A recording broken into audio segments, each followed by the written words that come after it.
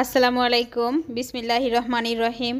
ঘরোয়া রান্নাঘরে আজ পাঙ্গাস রেসিপি হবে। তো পাঙ্গাস রেসিপি রান্না করার জন্য পাঙ্গাস মাছ ছোট ছোট পিস করে কেটে নিয়েছি এবং ধুয়ে পানি ঝরিয়ে ভালোভাবে রেখেছি এবং এটার মধ্যে মরিচের গুঁড়ো অ্যাড করেছি 1.5 চা চামচ পরিমাণ এবং হলুদের গুঁড়ো দিব 1/2 চা চামচ পরিমাণ।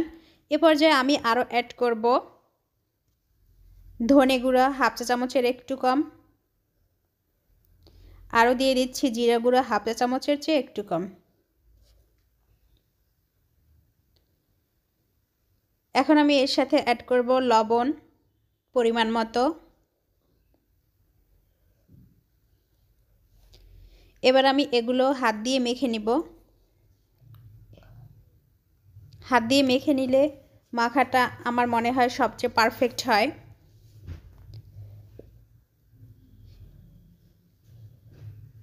মাখা কমপ্লিট হয়ে গিয়েছে। এখন আমি রেস্টে রেখে দিব 10 থেকে 12 মিনিটের জন্য।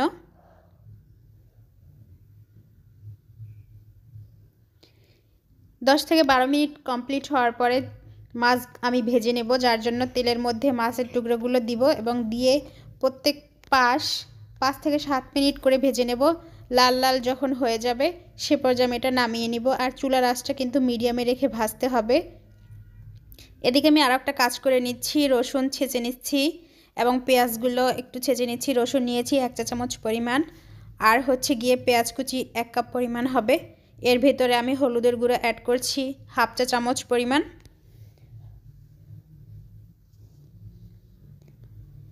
এবার মরিচের গুঁড়ো দিচ্ছি 1/2 চা চামচ পরিমাণ।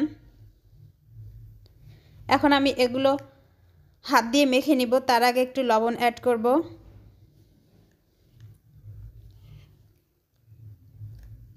লবণটা যে যার টেস্ট মতো দিতে হবে। আরও কাঁচামরিচের ফালি অ্যাড করছি, 4 থেকে 5টা কাঁচামরিচ মাঝখান থেকে কেটে নিয়েছি, সেগুলো দিচ্ছি। এখন হাত দিয়ে মেখে নিচ্ছি।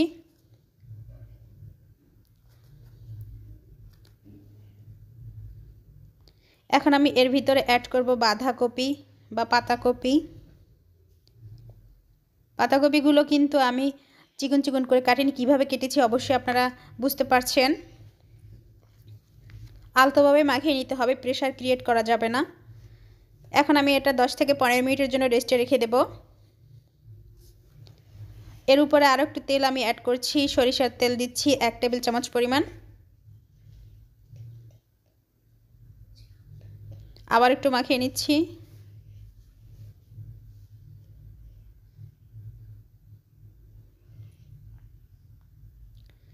রেস্টে রেখে দিচ্ছি।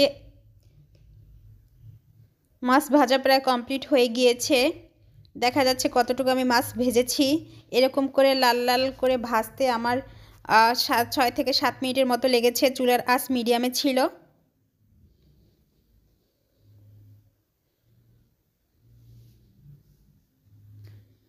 এখন আমি মাছ তুলে নিচ্ছি।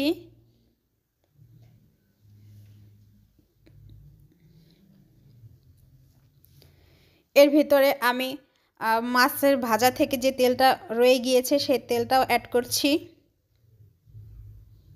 এখন এটা আমি ভুনে নেব বা কষিয়ে নিব 2 থেকে 3 মিনিটের মতো।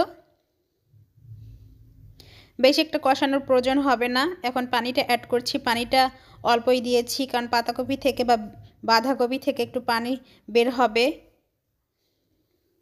মাছও দিয়েছি। যেহেতু আমি হাত দিয়ে মাখিয়ে 10 মিনিট বা 15 মিনিটের জন্য রেস্টে রেখে দিয়েছিলাম, যার জন্য কিন্তু বেশি একটা কষানোর প্রয়োজন হয়নি।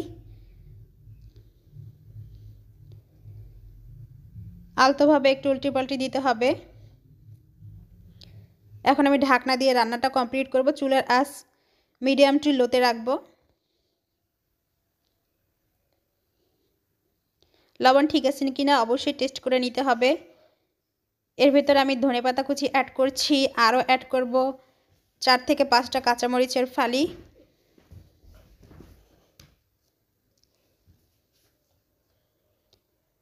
দেখা যাচ্ছে কিন্তু খুবই সুন্দর একটা কালার আসছে, আর ঝোলটা আরও বেড়ে গিয়েছে যতটুকু পানি দিয়েছিলাম তার থেকে, কারণ বাঁধাকপি থেকে পানি বের হয়।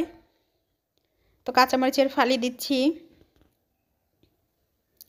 রান্নাটা অলমোস্ট কমপ্লিট। ঢাকনা দিয়ে রেখে দিচ্ছি 2-3 মিনিটের মতো। ঢাকনা উঠিয়ে এখন পরিবেশন করে নিলেই এনাফ। তো পুরোপুরি হয়ে গিয়েছে। বাঁধাকপি প্লাস পাঙ্গাস মাছ রান্না কতটা গ্লেজি এবং টেস্টি হয়েছে আসলে এটা দেখে কিছুটা বোঝা যাচ্ছে। এই রেসিপিটা যদি আপনাদের ভালো লেগে থাকে তাহলে অবশ্যই লাইক কমেন্ট শেয়ার দিবেন এবং চ্যানেলটা প্লিজ সাবস্ক্রাইব করবেন। ধন্যবাদ সবাইকে। আল্লাহ হাফেজ।